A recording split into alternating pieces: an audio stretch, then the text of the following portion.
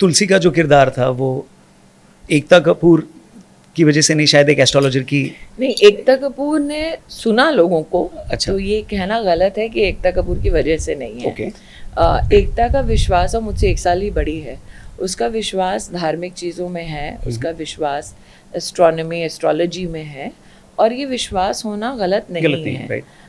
क्योंकि ये आस्था से जुड़ा हुआ विषय है और ये विश्वास वाला विषय तो आप अभी भी एस्ट्रोलॉजी फॉलो करते हैं? मेरा बर्थ टाइम ही नहीं है, तो मेरा बर्थ चार्ट ही नहीं है। अच्छा, चार्ट ही नहीं, ओके। नहीं, तो तुक्के से सब लोग बताते रहते हैं और कहते हैं कि ऐसा होगा वैसा होगा, मैं सुन के बड़ा संतोष करती हूँ जी। लेकिन मेरा ये मानना है कि जिन लोगों के लिए पर्सनल विश्वास का विषय है, उनकी मैं ना खिल्ली उड़ाती हूँ ना उनके विश्वास पे अविश्वास करती हूँ। तो Ekta definitely was looking for raw talent, definitely was not interested in only Smriti Irani, और that time my name was Smriti Malhotra, कि भाई यही लड़की है, she is the answer to everything. It's just destiny, Raunak, कि you are at the right place, the right time, with the right people, everybody came together. हो भी सकता था कि वो उड़ा देती एस्ट्रोलॉजी की बात हवा में, क्या बात करते हो यार, ऐसी दिख रही है बिल्कुल फटे हुए जीन्स में, टी शर्ट में, झोले के साथ, ये कहाँ से कुछ बन पाएगी। She could have done that. So it takes a minute for you to take a decision. मुझे याद है कि ये जो आप मिहिर अमर उपाध्याय देखते थे, उससे पहले भी एक मिहिर था जी, और वो सज्जन कोई जाने माने मॉडल हुआ करते थे उस ज़माने में, मुझे तो पता नहीं था। और बालाजी में बज़ ये था कि मिहिर बहुत अच्छा है, तुलसी फ्रेश होनी चाहिए, कोई लड़की जिसको पहले किसी ने देखा ना हो। मुझे आज भी याद है, डायरेक्टर ने शायद 2-3 दिन की शूटिंग हमारे साथ की और एकता को फ़ोन किया और कहा इस लड़की को कुछ नहीं आता, इसको हटाओ नौकरी से। Ekta drove down all the way from her office to Chandivali studios. Mumbai जो जानता है वो अच्छा खासा डिस्टेंस पे है।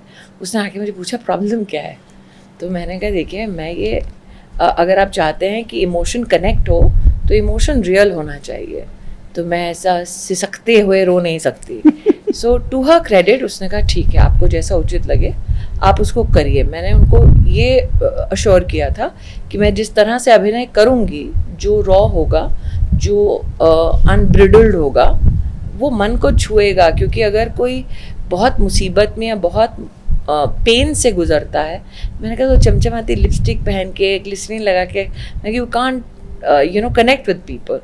To her credit, she was happy to have a de-glamorized version of me when I wanted to express extreme emotions.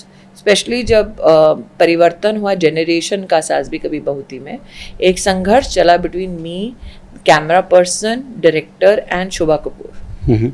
Because every time shot आता था बूढ़ी तुलसी पे, मैं अच्छा खासा टूथपेस्ट निकालती थी सफ़ेद अपने बाल पे या फिर जो ग्रे हम लोग मैटर यूज़ करते हैं बाल सफ़ेद करने के लिए, वो करती थी।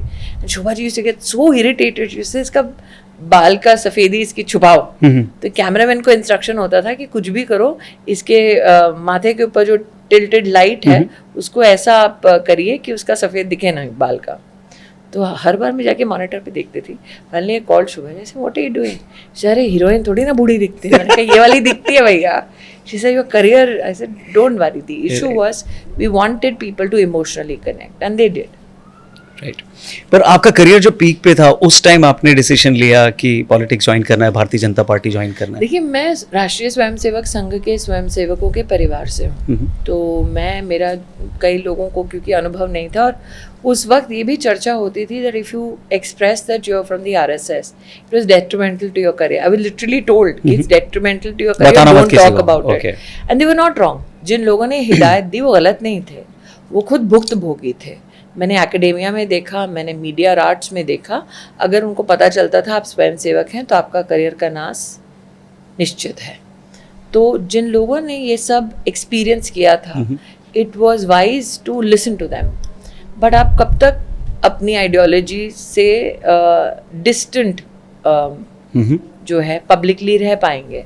तो मैं विश्व हिंदू परिषद में तलासरी नाम का क्षेत्र है, वहाँ पर थोड़े वाटर प्रोजेक्ट्स करती थी, और मेरे साथ मीटिंग जब हुई गोपीनाथ मुंडे जी की, तो उन्होंने मुझे कहा कि देखिए आप बदलाव लाने के लिए समाज सेवा कर सकते हैं, वो आपको एक लिमिटेशन में संतोष दे सकता है, लेकिन पूर्णतः अगर बदलाव लाना है किसी ठोस मुद्दे पे, उसके लिए पॉलिसी मेकर होना पड़ेगा। करेक्ट। पॉलिसी मेकिंग सिर्फ गवर्नेंस एजेंडा से ही आ सकती है। आपकी अगर ताकतवर एक पॉलिटिकल पैंट हो, एक पॉलिटिकल आइडियोलॉजी हो, उससे हो सकता है। एंड दैट मेड सेंस, क्योंकि उससे पहले मैं हिंदुस्तान में यूएसएड WHO की ORS प्रोग्राम की एम्बेसडर रह चुकी थी, तो मैं पॉलिसी डिसीजन मेकिंग में रहना चाहती थी। इसीलिए मैंने फॉर्मल पॉलिटिकल पार्टी को ज्वाइन किया।